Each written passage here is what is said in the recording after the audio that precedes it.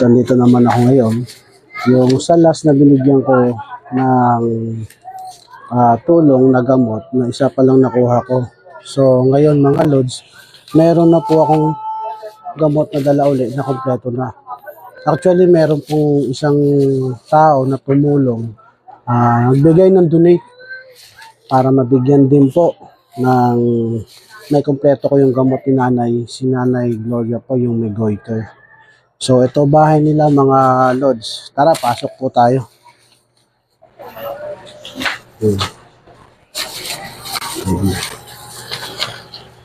Ayan. So dito tayo mga lods sa bahay ni nanay. Si nanay ano po te? Yung pangalan nanay? Gloria Morales po. So yun, si Nanay Gloria Morales. Dito tayo sa bahay niya. Meron na tayong dalang gamot kahit papaano hindi man